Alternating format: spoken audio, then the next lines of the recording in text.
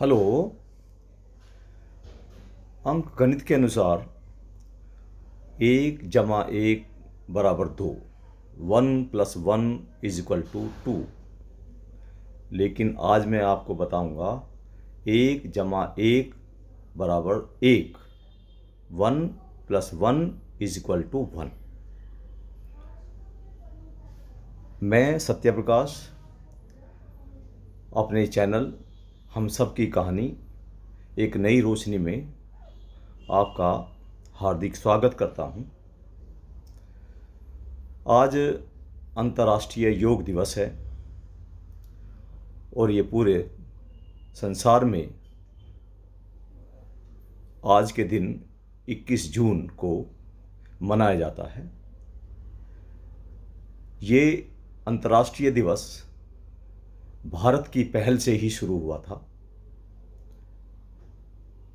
इसके पीछे का हमारा जो सनातन धर्म है, जो हमारे देश की परंपरा है इतनी पुरानी, ये उसी के फलस्वरूप हमारे देश के आग्रह पर 21 जून को अंतर्राष्ट्रीय योग दिवस के रूप में मान्यता मिली। इस विषय पर मैं अपने कुछ विचार आपके सामने रखना चाहता हूँ। आशा है आप इन्हें ध्यानपूर्वक सुनेंगे और इनसे एक नई सीख लेंगे।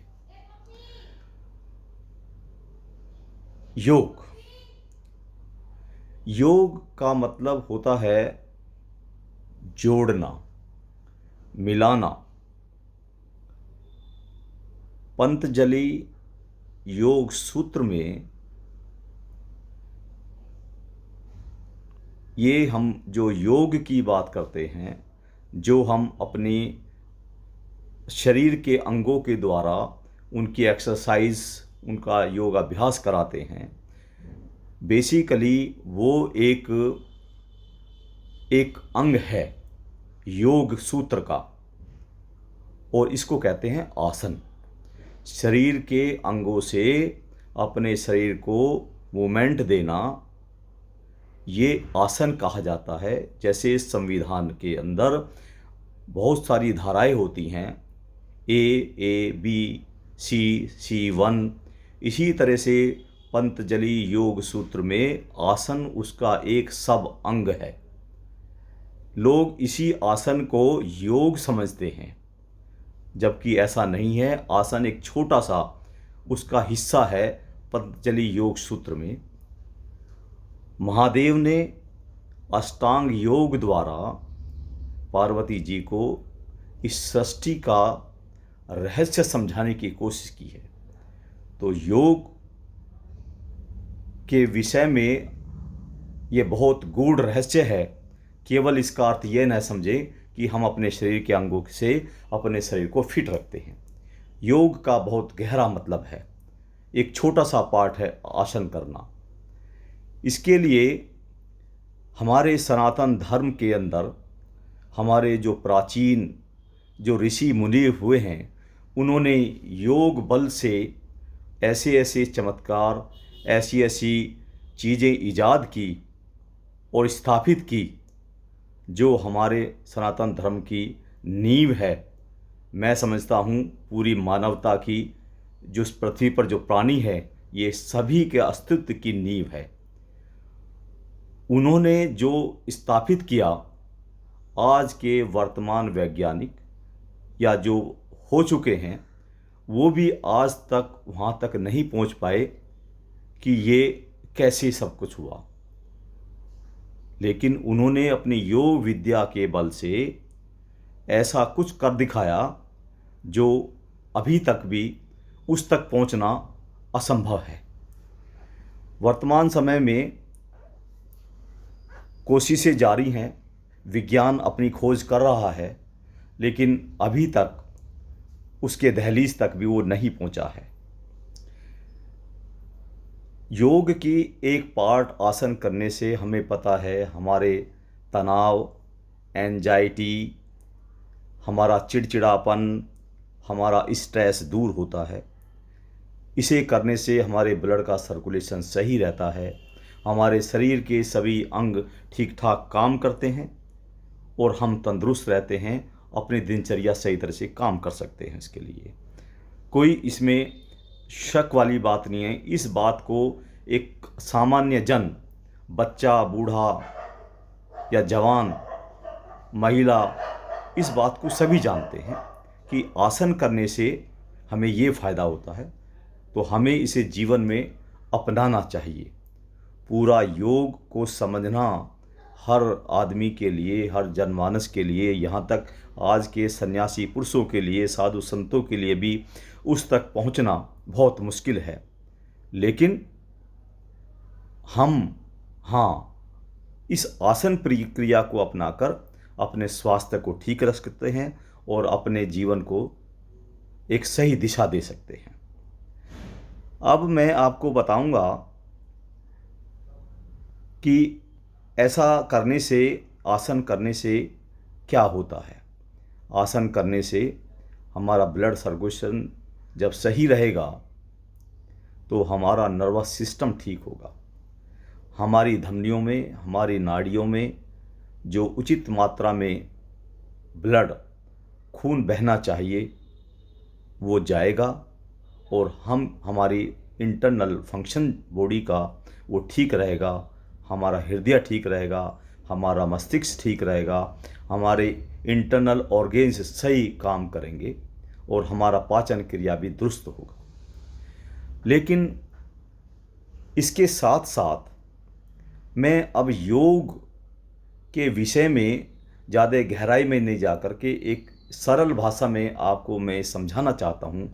एक योग का दूसरा मतलब ये है जिसको हर इंसान को, हर आदमी को योग का असली मतलब समझना चाहिए और इस अर्थ से यह सिद्ध होता है कि हमारे जीवन का उद्देश्य हल भी होता है। वो कैसे? आपने अंकगणित में पढ़ा होगा कि 1 + 1 = 2, लेकिन एक आध्यात्मिक गणित है 1 + 1 = 1। आप सोचते होंगे ऐसा कैसे, लेकिन ऐसा है। क्यों?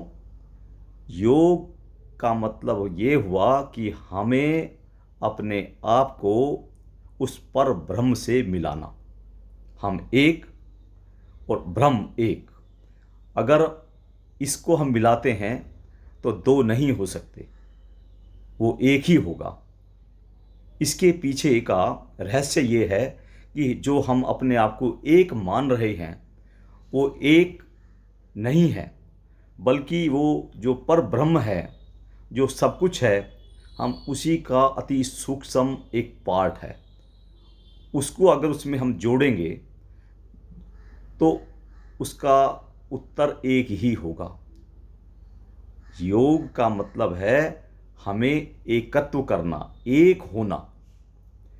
हम अपने मेडिटेशन के द्वारा अपने सांसों पर कंट्रोल करके हम अपने आप को, अपनी आत्मा को, जब मैं कहता हूँ अपने आप को, कृपया मेरा आपसे अनुरोध है कि आप अपने आप को केवल आत्मा समझें, यही सच्चाई है।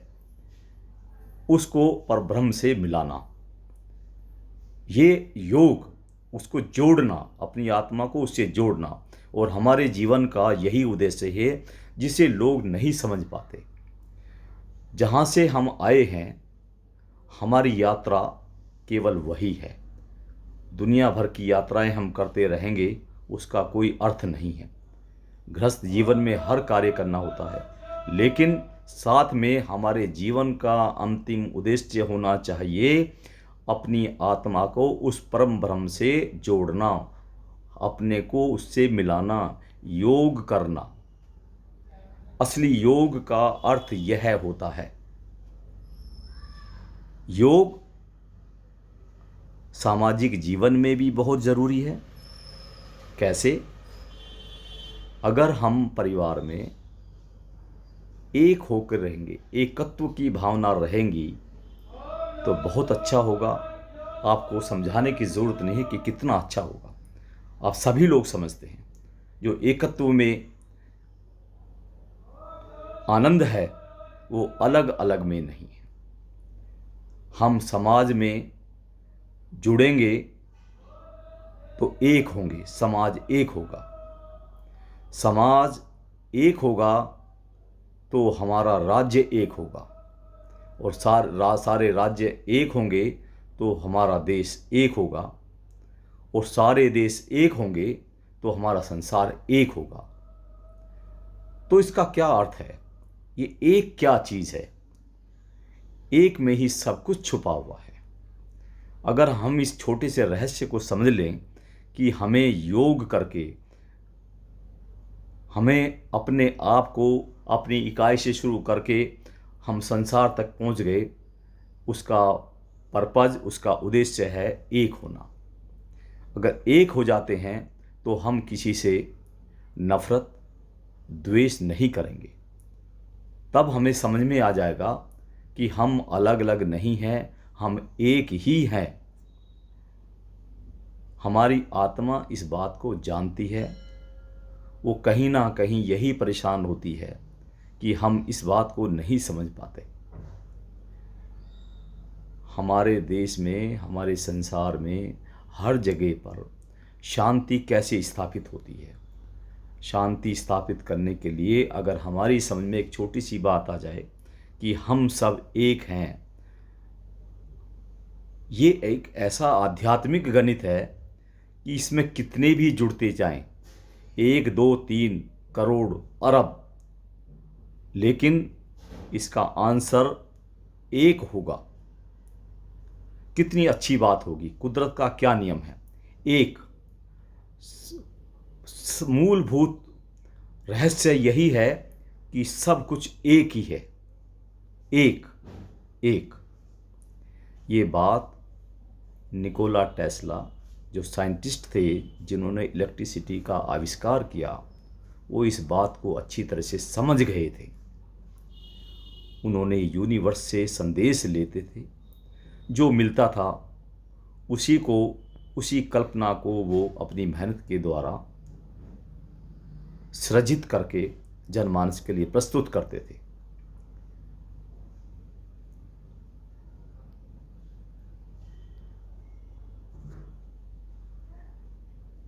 इसलिए मेरे भाइयों, इस योग दिवस का सबसे अच्छा उद्देश्य तभी पूरा होगा कि ये शुरुआत हमें अपने भारतवर्ष से करनी होगी कि हम लोगों को मिलाएं, उनके दिलों को मिलाएं, ताकि परिवार के सारे सदस्य एक हो सकें, मिल सकें, उनका योग हो सके। उसके बाद अपने मोहल्ले के सभी घरों को, सभी लोगों को मिलाएं, उनको एक करें। उसके बाद पूरे राज्य के लोगों को एक करें, सारे धर्मों के लोगों को एक करें। सारे धर्मों में घूम फिर करके बात एक पर ही आकर ठहरती है। कहीं ना कहीं इस्लाम धर्म में भी जो हम नमाज अदा करते हैं, हमारे मुस्लिम भाई, वो भी कहीं ना कहीं योग के आसन से छुपी हुई एक बात है। जब वो नीचे झुकते हैं, इसका मतलब यह है कि दिन में 5 बार झुकते हैं तो हमारा सांस जो है वो नाभि तक जाता है। और भाइयों, मैं आपको बताना चाहता हूँ कि जिसका सांस जितना गहरा जाएगा, जितना नीचे तक जाएगा, उसकी आयु उतनी ही ज़्यादा होगी। इसलिए लोग ओम, अनुलोम विलोम, कपालभाति, लंबा सांस लेना, लंबा सांस छोड़ना, आप ध्यान से देखना, इसका क्या मतलब है। हम कोशिश करते हैं अपने श्वास को नाभि तक पहुंचाना। अगर हमारा सांस नाभि तक जाता है तो ये हमारी परफेक्ट क्रिया होती है। इसलिए हम भी कपालभाति या जो कुछ भी करते हैं, उकड़ू बैठ के जो करते हैं, उसका पर्पज़ केवल है अपने सांस को नाभि तक खींचना। इसके बड़े फ़ायदे हैं। ये आसन आसनों का बाप कहा जाता है। आचार्य रजनीश जी ने इस सांस को जो नाभि तक जाता है उसको सब कुछ उसी को ही बताया है।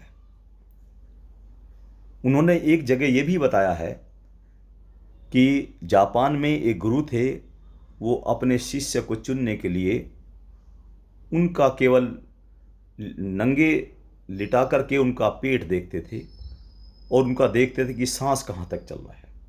जिनका सांस जितना गहरा होगा वो उसी को अपना शिष्य चुनते थे और उसी पर अपनी ऊर्जा लगाते थे। इसलिए भाइयों, इस योग दिवस को सफल बनाने के लिए हमारे देश को ही, और देश से नहीं, सबसे पहले हमें कदम उठाना पड़ेगा कि इस योग दिवस का असली अर्थ ये नहीं होना चाहिए कि आज हमने अपने शरीर के अंगों को तरोड़ मरोड़ कर अपनी एक प्रक्रिया आधे घंटे की ख़त्म की। इसके असली रहस्य को जो हमारे देश ने शुरू करवाया उसको हमें एक असली धरातल पर लाना होगा, तभी हम इसमें कामयाब होंगे। अतः आपसे मेरी प्रार्थना है, अनुरोध है कि आप मेरे इस रहस्य को समझें और इसकी शुरुआत करें।